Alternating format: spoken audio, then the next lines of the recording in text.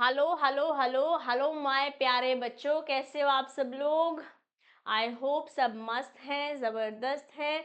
आज हम करेंगे इंडियन लॉ, आपका इंडियन कॉन्ट्रैक्ट एक्ट 1872 के अंदर। लास्ट सेशन में doctrine of privity, stranger to contract हमने पढ़ा था। इंडिया में क्या एक्सेप्शंस के साथ बातें हैं उसकी आज हम डिटेलिंग जानेंगे। ठीक है, तो चलिए शुरू करते हैं। जो इंडिया में लॉ है कहीं ना कहीं इंग्लिश लॉ जैसा ही है, क्योंकि हम इतने साल हमारे पे ब्रिटिशर्स ने राज किया है, तो यस वहाँ से हमारे पास आया तो है। अगर मैं इंडियन कॉन्ट्रैक्ट एक्ट के बारे में बोलती हूँ, consideration for agreement may proceed from third party, but the third party who is stranger to the agreement cannot sue on the agreement। तो अगर मैं पीछे आपको लेके जाऊँ लास्ट सेशन में जो हमने पढ़ा था, कंसिडरेशन हम बोल सकते हैं कि थर्ड पार्टी से आ सकती है।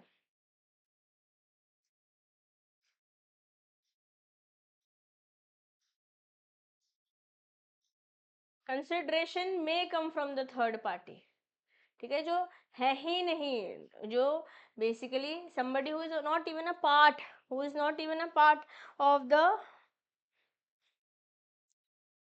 कॉन्ट्रैक्ट, या कंसिडरेशन वहां से आ सकती है। जैसे हमने गारंटी का भी एग्जांपल देखा था, है ना।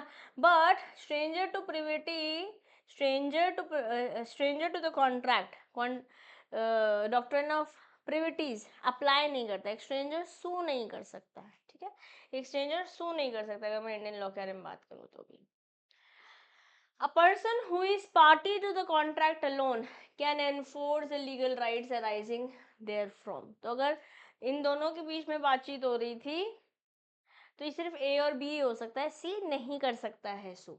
ठीक है ना, हमने लास्ट सेशन में ये बात देखी थी। So a stranger to contract as a rule cannot sue upon the contract, but there are certain exceptions like we said। Indian law में कुछ exceptions आई है, उन exceptions को पढ़ लेते हैं। The following are the exemptions to the rule that a stranger to a contract cannot sue। तो इस केस में इन केसेस में जो पढ़ने वाले हैं, stranger to contract can also sue। Okay, beneficiary of a trust, कोई अगर बेनिफिशियरी है ट्रस्ट का, okay, so he might be a stranger to the contract that was trust and the person is entering into, but see since this person has benefits interest in the trust, तो stranger होने के बावजूद सू कर सकता है। Okay, provision in marriage settlement, marriage settlement हो रही है, मतलब लेट्स से फॉर एग्जांपल किसी किसी लोग का डाइवोर्स हो रहा है, बट उससे पहले कुछ बात हो रखी थी, है ना। तो उसके एग्जांपल एक सासू माँ के साथ समझाऊंगी अभी थोड़ी देर में, ठीक है, but let's on the face of it read it. Provision for maintenance और marriage expenses of female member under family law या family arrangement, assignee of a contract, acknowledgement of any liability और एजेंसी कॉन्ट्रैक्ट। इन cases में अगर stranger भी हैं, even you are the stranger to the contract, even then you can sue। Let's get going understanding each of it one by one।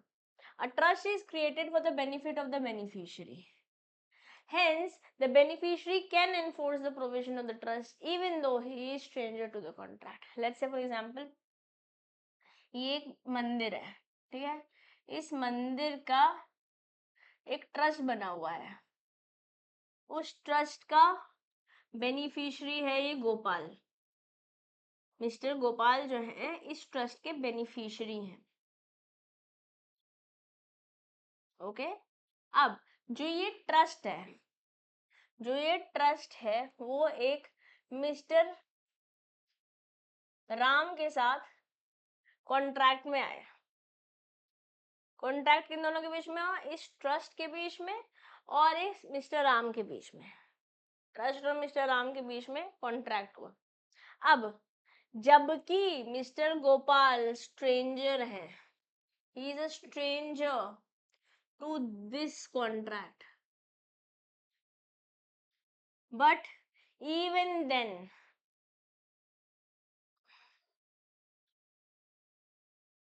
but even then Gopal can sue Ram। Am I clear to everybody? Important it is, ठीक है। Next, provision in marriage settlement. A stranger to the contract can sue on the contract when a provision is made for him in marriage settlement. Let's say for example, ये mother in law है, ये daughter in law, इन लोग का काफी प्यार है. ऐसे आपने सुना होगा प्यार नहीं, बट आजकल होता है सास बहू में भी. आजकल there are possibilities happening. Okay, इन दोनों का प्यार है, और बट इनका जो ये हमारी डॉटर इन लॉ है, इनका अपने हस्बैंड के साथ कुछ प्रॉब्लम हो गया है. ठीक है, जब ये शादी होके आई थी, ठीक है, इन्होंने इनको बोला, ओके, शादी होके आई थी, इन लोग का प्यार बहुत था, पैसे कमाती थी, she was a working woman, तो पैसे वैसे देती रहती थी. अब शादी तो इन दोनों के बीच में हुई थी ना, मैरिज तो इन दोनों के बीच में हुई थी, मैरिज तो इन दोनों के बीच में हुई थी. अब ये इनके ही सन है, जी मदर इन लॉ इनके सन है ना. ये जो कॉन्ट्रैक्ट ऑफ मैरिज है एक तरीके से, that has happened between this daughter in law and this सन.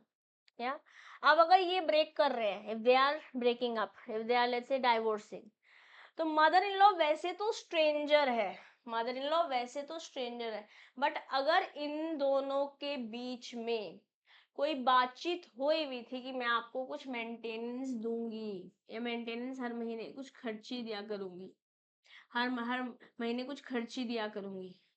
अब चाहे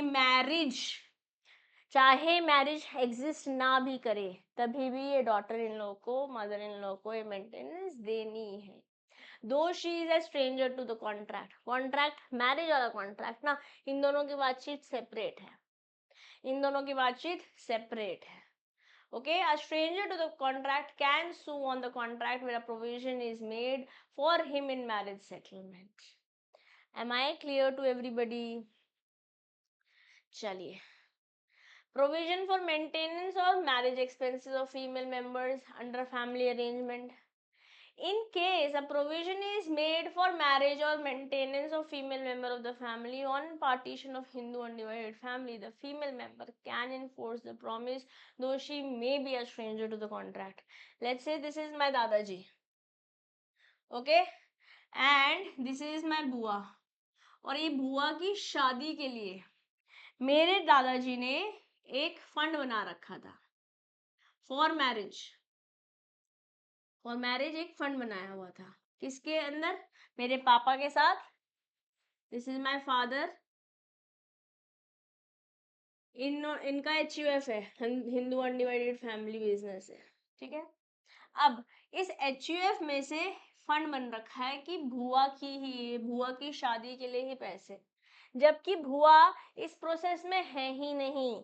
she is a stranger here, she is a stranger here, but क्योंकि फैमिली अरेंजमेंट है और HUF अरेंजमेंट में से एक्सपेंस बना हुआ था, इवन देन अगर मेरे पापा ने या दादाजी ने या HUF में जो लोग भी इन्वॉल्व हैं उनमें से किसी ने भी पैसे लेट्स से मना कर दिए, जो ये पैसे बने हैं इसको मेरी बुआ को देने को, इन केस मना कर दिया, तो be even being she is a stranger, she can sue, she can sue. This is how provision for maintenance or marriage expenses of female members under family arrangement works. Am I clear to everybody?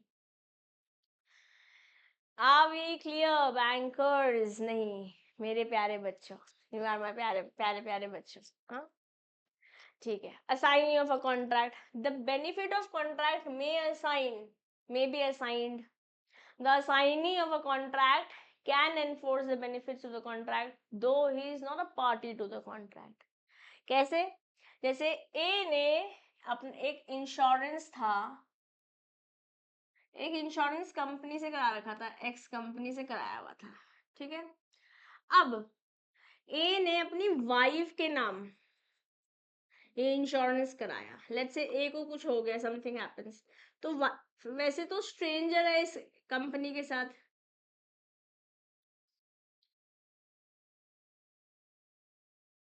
वैसे तो wife stranger है to this X company, but even then she can sue, even then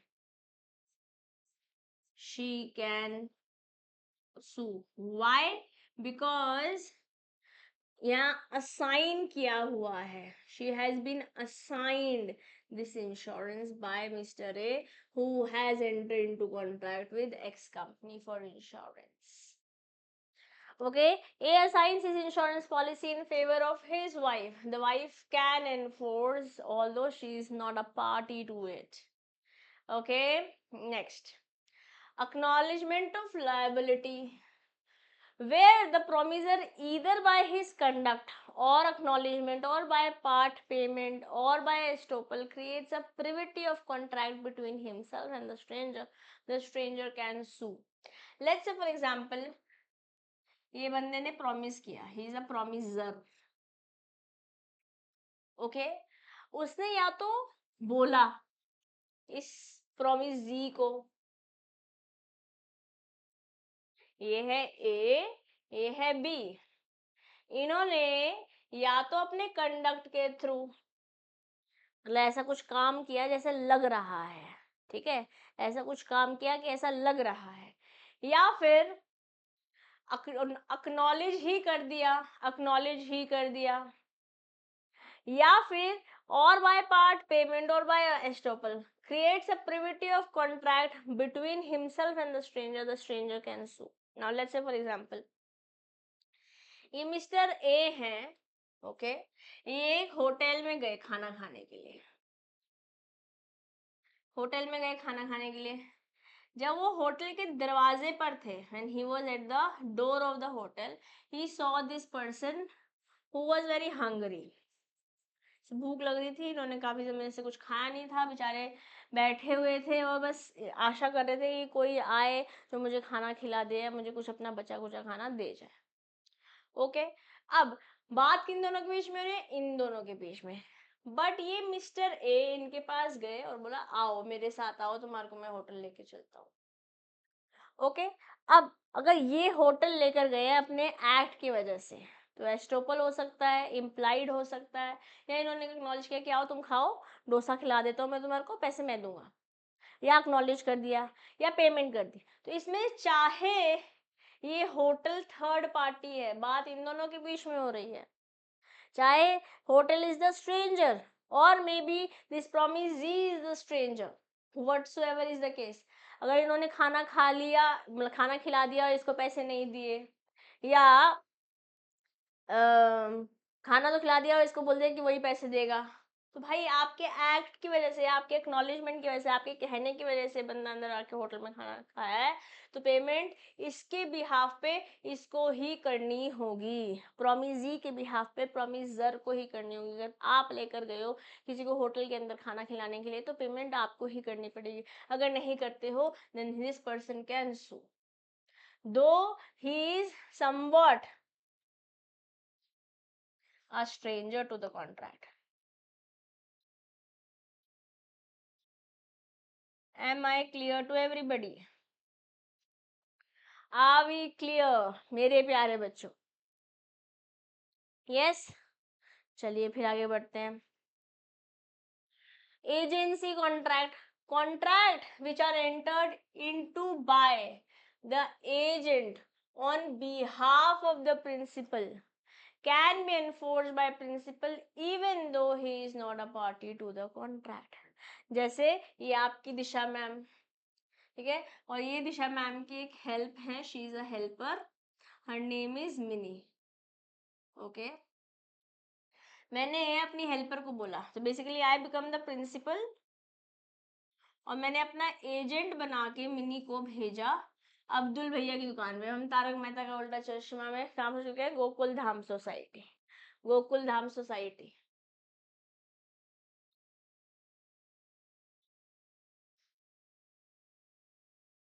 ठीक है, Gokul Dham society में अब्दुल भैया से salt लेने के लिए भेजा था, सॉल्ट. ओके, इन्होंने सॉल्ट देने की जगह, इन्होंने सॉल्ट देने की जगह शुगर दे दिया. अब करा तो मेरे भी हाथ पे काम था ना, मिनी मिनी के साथ, मेरे एजेंट के साथ अब्दुल भैया ने करा तो मेरे भी हाथ पे कॉन्ट्रैक्ट था ना, जबकि मैं स्ट्रेंजर हूँ, I am the stranger here to mister Abdul, but I can still, but this principal though stranger है बट कैन सो, है ना। तो आई होप आपको कुछ बातें तो बहुत अच्छे से समझ में आ गई होंगी, जैसे कि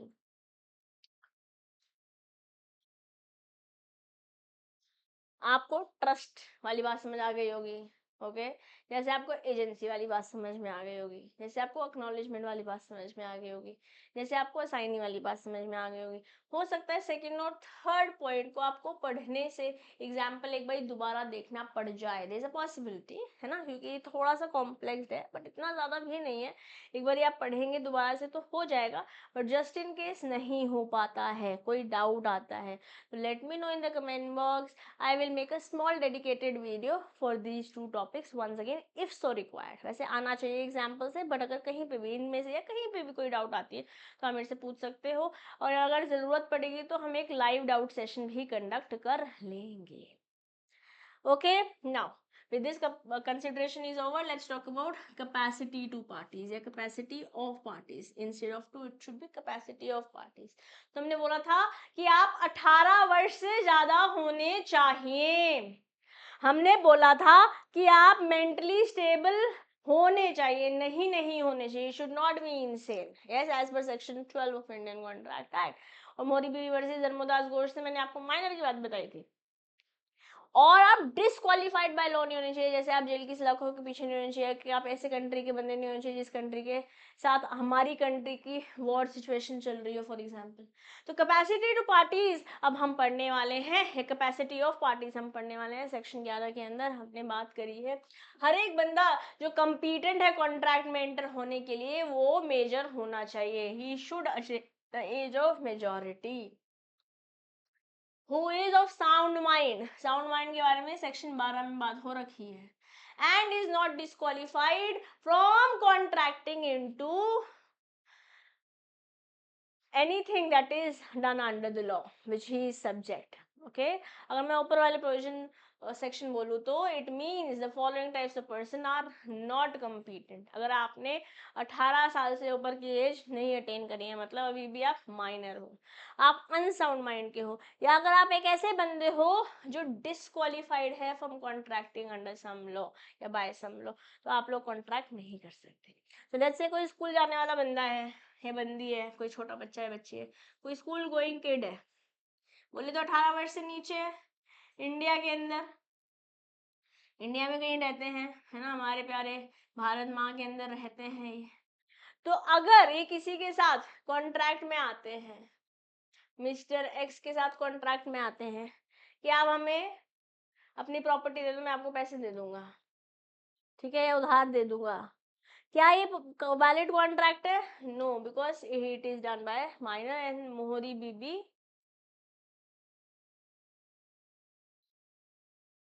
वर्सेस धर्मोदास घोष में हम पढ़कर आए हैं ये.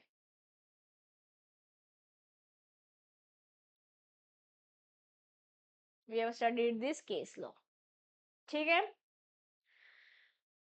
As per section 3 of Indian majority act 1875, every person in India is a minor if he has not attained the age of 18.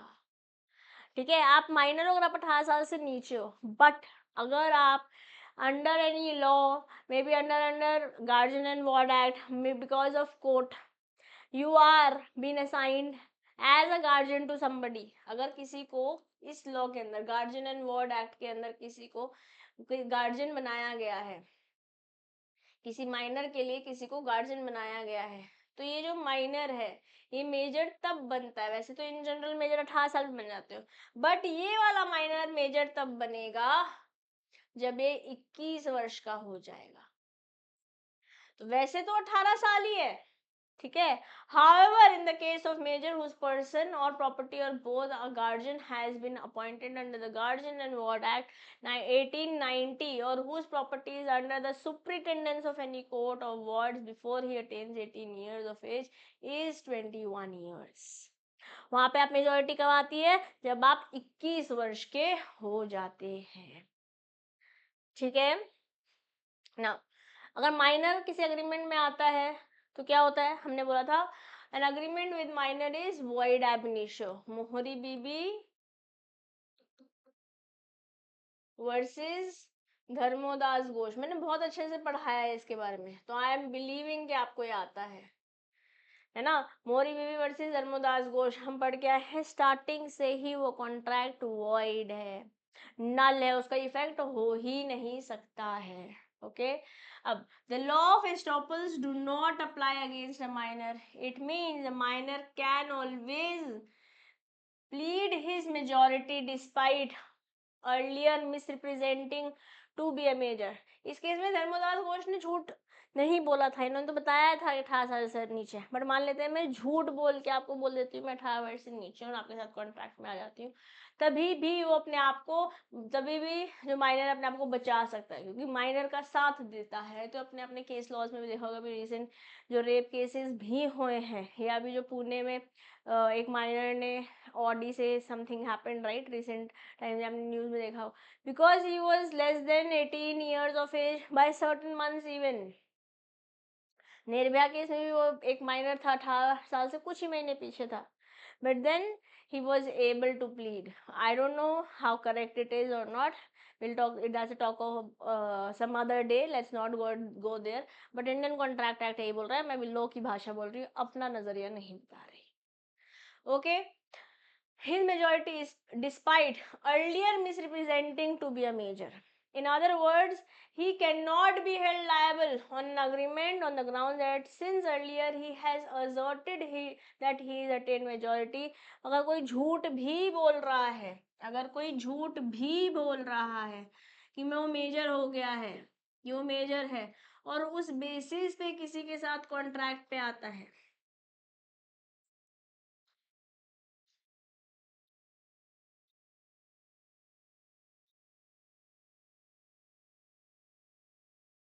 तभी भी void, this contract is void, तभी भी this contract is void। okay now doctrine of restitution does not apply against a minor and no relief can be granted। let's say if an infant obtains property or goods by misrepresenting his age, उसने अपने आप को झूठ बताया कि वो 18 साल से ऊपर है, okay, he can be asked to restore it but only as long it is traceable in his possession। okay, ये एक माइनर है, she is a minor, okay, she goes to a liquor shop, let's say this is a liquor shop, वैसा liquor consume करने की as 21 है, ठीक है, under circumstances certain circumstances 23 भी है, बट लेट्स से लिकर को आप परफ्यूम मान लीजिए, कुछ भी मान लीजिए, ठीक है, एक महंगी या फिर एक लग्जरी परफ्यूम शॉप पे गया, ठीक है, ये गई, इन्होंने बोला कि ये 18+ है, ऐसा इन्होंने रिप्रेजेंट किया अपने आप को, एक्चुअली में she is a minor, actually में शी इज अ माइनर, ठीक है। अब इन्होंने ले लिया और अब पैसे नहीं दे पा रही है, she is not able to give the money, पैसे नहीं दे पा रही है, सामान ले लिया इन्होंने, ठीक है। अब जब कोर्ट में केस होता है, लेट्स से फॉर एग्जांपल, अब जब ये कंपनी इन पर केस करती है और ये पता चलता है कि रियली में तो she is a minor, okay, तो इन पे केस तो हो ही नहीं पाएगा, you can't do anything about it, ठीक है, ये जीत नहीं पाएंगे, लिकर शॉप या परफ्यूम लग्जरी परफ्यूम शॉप नहीं जीत पाएंगे। और मान लेते हैं इनके पास ये बॉटल है भी, जो भी बॉटल है, अगर बॉटल है तो ही वापस ले सकते हो, अगर नहीं है तो वापस नहीं ले पाओगे। This is known as doctrine of restitution. Okay, अगर ट्रेसेबल है उसके पोजेशन में तो आप ले सकते हो, नहीं ट्रेसेबल है नहीं ले पाओगे। जैसे मोरी बीबी वर्सेस धर्मदास के केस में आपको याद है 10,000 समथिंग रुपीज मिल गए थे उसे पहले, है ना, बट वो खर्चा कर दिया तो मम्मी नहीं दे पा रही है, ओके, मेरे पास नहीं है भाई, और जिसने उसने खर्चा कर दिया, मैं दे नहीं पाऊंगी, प्रॉपर्टी आपकी है नहीं क्योंकि तो बंदा माइनर था। Am I clear? ठीक है, let's go to the fourth point. No ratification on attaining majority. बाद में ठीक नहीं कर सकते, मतलब 18 वर्ष से पहले अगर कुछ है तो बाद में जाके उसे ठीक नहीं कर सकते। Okay, ratification means approval or confirmation. A minor cannot confirm an agreement made by him during minority. कि चलो अब तो मेजर हो गया, अब मैं ओके कर लेता हूँ। अगर माइनॉरिटी में कोई एग्रीमेंट आया था वो वॉइड है, इनिशियल स्टार्टिंग से ही वॉइड है। अब नया एग्रीमेंट करना पड़ेगा अगर आप 18 साल के बाद करना चाहते हो कुछ तो। If you wants to ratify the agreement, a fresh agreement, एक न्यू ही अग्रीमेंट बनाना पड़ेगा और फ्रेश कंसिडरेशन होनी पड़ेगी। अगर मैं बिफोर 18 बोलती हूँ कुछ भी हुआ है, दैट इज नॉट वैलिड। और जब वो मान लेते हैं 18 वर्ष के हो भी जाते हैं, still remains invalid. Why? Because it can not. Why? Because it can not be ratified. It can't be ratified. The minor party cannot ratify the contract upon attaining majority unless a law specifically allows it. Generally नहीं allow होता है। जैसे मान लेते हैं ये बउआ, बउआ समझते हैं ना, जो हमारे रेडियो पे आते हैं, कौन है बउआ जी? बउआ है बउआ। अगर 18 वर्ष के हो भी गए, इन्होंने पहले किसी कॉन्ट्रैक्ट में एंटर किया था, अगर इन्होंने किसी कॉन्ट्रैक्ट में 18 वर्ष से पहले एंटर किया था, it is void ab initio, starting से ही रद्द है, नल एंड वॉइड है। Okay, am I clear to everybody? ठीक है, अभी आगे बढ़ते हैं, let's get going further. Contract beneficial to minor. हमने देखा कि माइनर से आप ले कुछ नहीं सकते, अगर आप 18 वर्ष से नीचे है उससे मांग कुछ नहीं सकते, ठीक है। बट अगर देने का नंबर आएगा तो क्या होगा?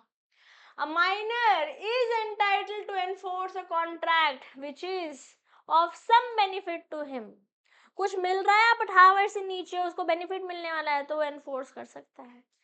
Minority is a personal privilege. Privilege में आपको डिस्काउंटिंग मिल रही है, आपको जेल टाइम नहीं हो रहा है, आपको उसके रेपरकशन वो नहीं हो पा रहे हैं, रेपरकशन सीवियर नहीं हो पा रहे हैं। Okay, and a minor can take advantage of it and bind other parties. ठीक है, अगर मान लेते हैं आपने एक मूवी देखी होगी, कौन सा गाना है वो? मैं ख्वाबों की शहजादी, मैं हूँ तेरे दिल पे छाई, ऐसे कहते हैं। बादल है मेरी जुल्फे, मौसम ने ली अंगड़ाई, बिजली गिराने मैं हूँ आई, कहते हैं मुझको हवा हवाई। श्रीदेवी की मूवी देखी है आपने, हवा हवाई वाली?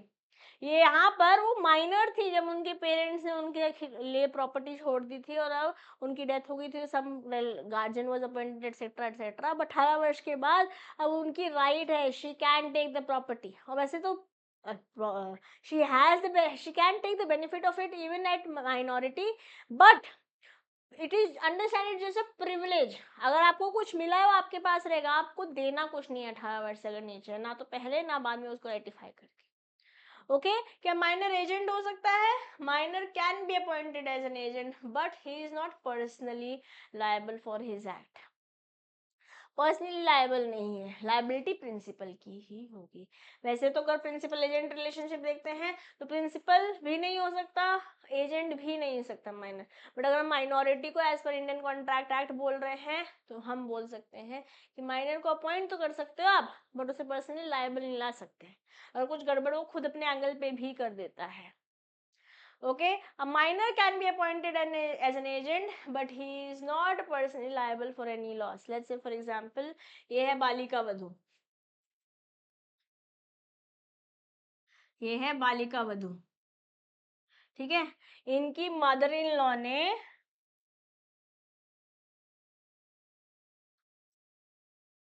इनको अपना खानदानी, इनको अपना खानदानी 9 लखा हार दिया कि इसे संभाल के रख लो, कि इसे संभाल के रख लो, ठीक है। बट ये हार ये रख के भूल गई, ये रख कर भूल गई। तो इनको जब संभालने के लिए दिया तो ये एजेंट थी, तो ये एजेंट बन गई थी इस मदर इन लॉ की, जो कि एक प्रिंसिपल है।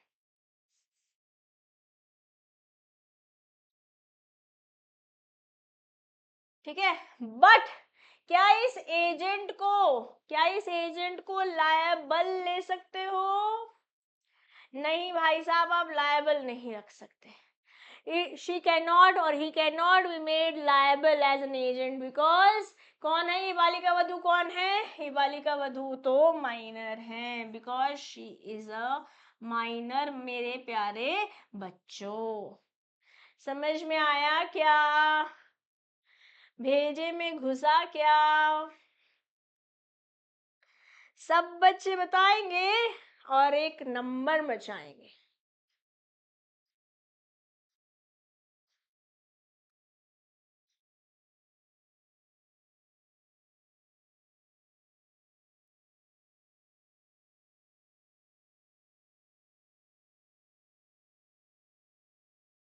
ठीक है, चलिए फिर अब आगे बढ़ते हैं। Let's get going further. Minor's liability for necessities. मान लेते हैं ये एक माइनर है, ठीक है। इनको इनके पेरेंट्स नहीं है, लेट्स से फॉर एग्जांपल इनके पेरेंट्स नहीं है, बट इनके पास एक प्रॉपर्टी है, ओके। और इनको बहुत भूख लगी, एक शॉप पे गए, वहां से इन्होंने कुछ खाने का सामान ले लिया, हम समझते हैं खाना नेसेसरी है for living. Is it a necessity? बिल्कुल it is a necessity, okay. अब हम मान लेते हैं इस शॉपकीपर ने, मिस्टर पी ने, ओके, मिस्टर पी ने इनको सामान दे दिया। तो इस प्रॉपर्टी से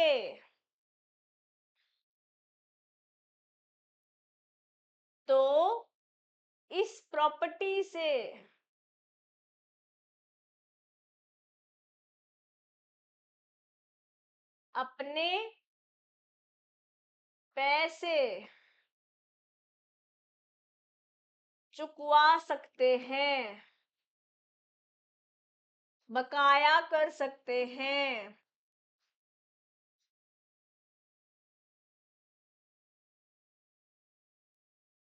सेटल कर सकते हैं,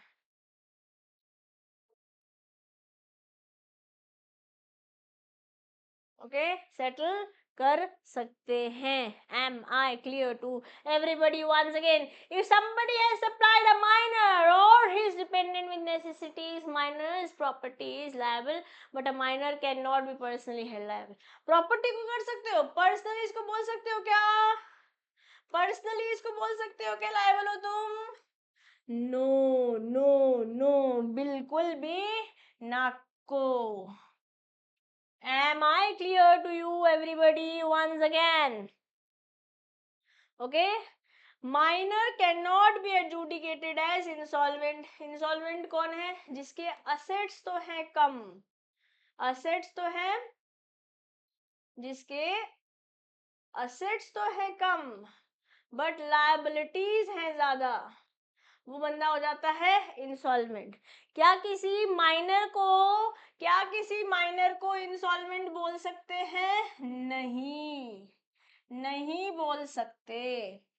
he is incapable of entering into contract. ये सब तो बातें बात की आती है ना, कॉन्ट्रैक्ट में नहीं एंटर कर सकते, वॉइड एब इनिशियो। अब उसको इंसॉल्वेंट कैसे डिक्लेयर करोगे भाई साहब? Okay, because he is incapable of entering into any kind of contract. ठीक जी? Okay. Where a minor and adult jointly, ये है major और an adult, okay, plus ये है minor, दोनों ने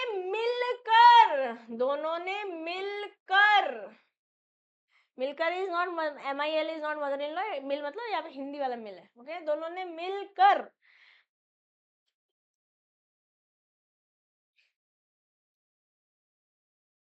enters into an agreement with another person,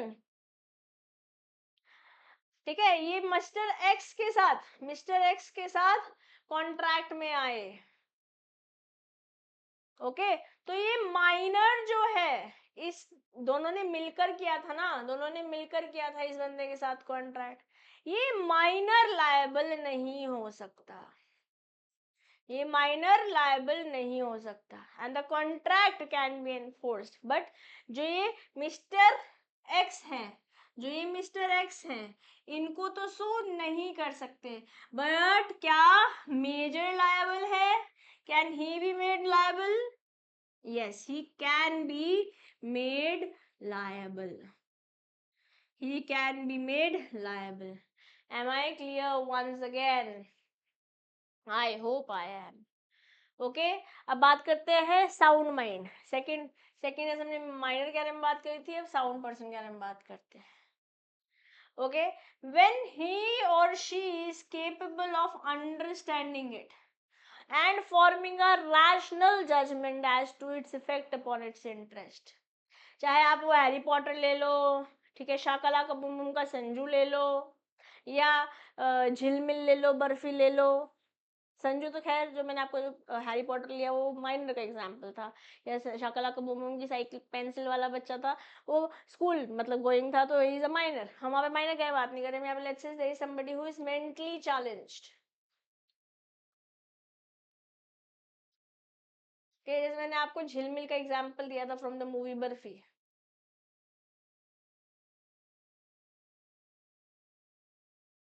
क्या वो केपेबल हैं समझने के लिए कि कॉन्ट्रैक्ट में क्या लिखा है, क्या वो एक रैशनल जजमेंट ले सकते हैं, नहीं ले सकते ना, नहीं ले सकते तो कॉन्ट्रैक्ट में भी एंटर नहीं कर सकते, as per section 12 of Indian contract act 1872, okay, तो sound mind person for purposes of contracting under section 12, okay. A person is said to be of sound mind for purposes of making a contract if at the time when he makes the contract, तो अगर आपने शराब बहुत ज़्यादा P रखी है, आप drugs के नशे में, आप बिल्कुल अपने होशोहवास में नहीं है, आप एक सोच समझ के डिसीजन नहीं ले सकते, एक रैशनल जजमेंट नहीं ले सकते, उस समय आपसे किसी ने कोई साइन करवा लिया है, अंगूठा लगवा लिया है, that is not a valid contract, okay, he is capable if at the time when he makes the contract he is capable of understanding and forming a rational judgment to its effect upon its interest, only then that contract can be made liable, and if it is not such a condition, अगर ऐसी situation नहीं है, a person who is usually of unsound mind but occasionally of sound mind may enter into contract when he is of sound mind, वैसे तो शराब के धुत में नशे में ही रहता है, ठीक है, बट कभी कभी सही भी होता है, हैंगओवर खत्म हो रखा है, उस समय कॉन्ट्रैक्ट में क्या एंटर कर सकते हैं, बिल्कुल। क्या बनाया आपने, ये क्या बनाया है, व्हाट इज दिस, क्ले से क्या बनाया था, अम्ब्रेला, स्नेक बनाया, ओ माय गॉड, दिखा दो सबको, आज हमारे स्कूल में मॉनसून डे सेलिब्रेशन था, हमने क्या बनाया, अम्ब्रेला ये तो बहुत पारा पारा है, दीदा ने मेहनत करी थी, एफर्ट्स कर लेते,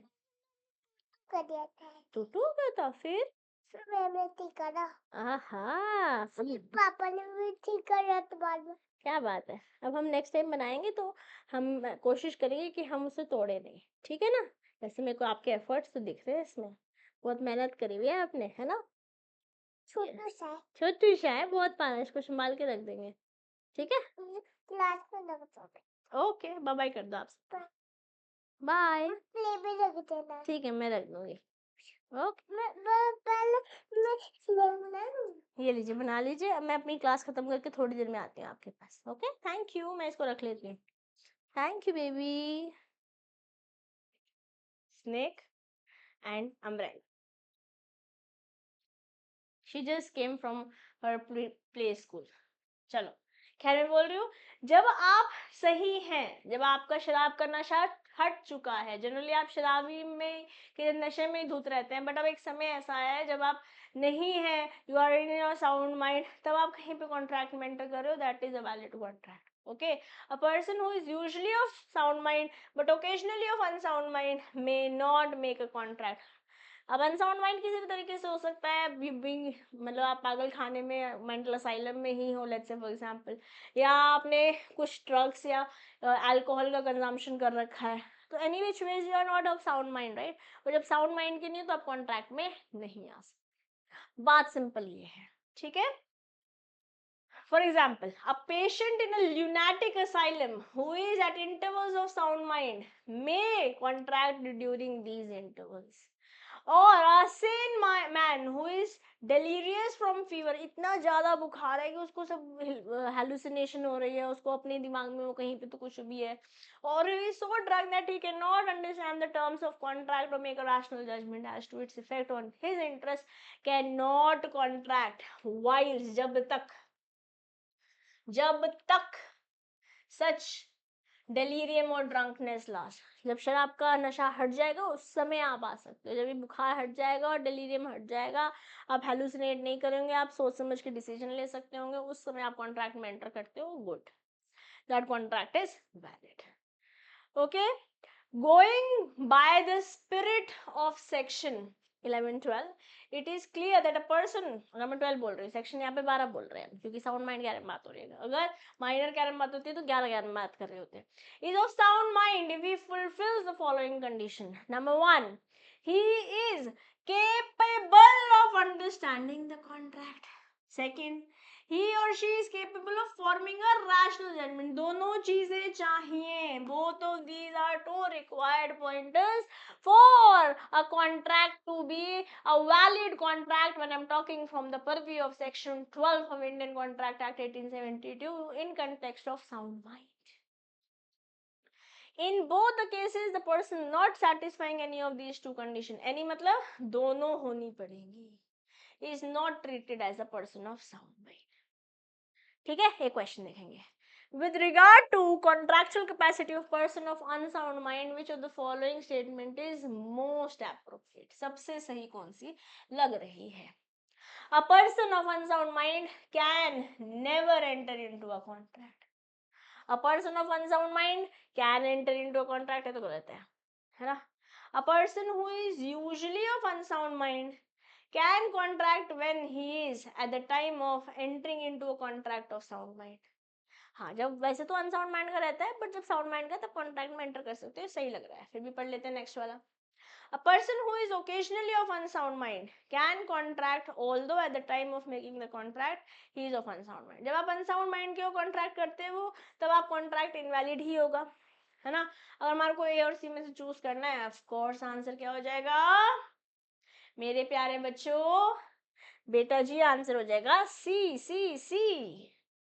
ओके, अब इसके अलावा कुछ और डिस्क्वालिफाइड पर्सन है जो कि अलाउड नहीं है टू एंटर इनटू कॉन्ट्रैक्ट. जैसे आपका एलियन एनिमी हो सकता है कि आपकी कंट्री के साथ उस दूसरी कंट्री की वॉर चल रही है और उस कंट्री के बंदे के साथ आप कॉन्ट्रैक्ट में आ रहे हो, that's not allowed, that's a disqualified person. Foreign sovereign या एम्बेसडर अगर मना है, फॉरेन सॉवरेन और एम्बेसडर के साथ कॉन्ट्रैक्ट में नहीं आ सकते तो डिस्क्वालिफाइड. कोई कॉन्विक्ट है, कोई जेल की सलाखों के पीछे, उसके साथ आप कॉन्ट्रैक्ट में एंटर नहीं कर सकते हो. कोई बंदा इंसॉल्वेंट है जिसके असेट्स कम है, लायबिलिटीज ज्यादा है, उसके बाद आप कॉन्ट्रैक्ट में एंटर नहीं कर सकते. कोई कंपनी या स्टैट्यूटरी बॉडी जो मना ही कर रखी है, नहीं कर सकते हो. कोई बंदा शराब के नशे में इंटॉक्सिकेटेड है, ड्रंकन है, उसके बाद कॉन्ट्रैक्ट में एंटर नहीं कर सकते हो.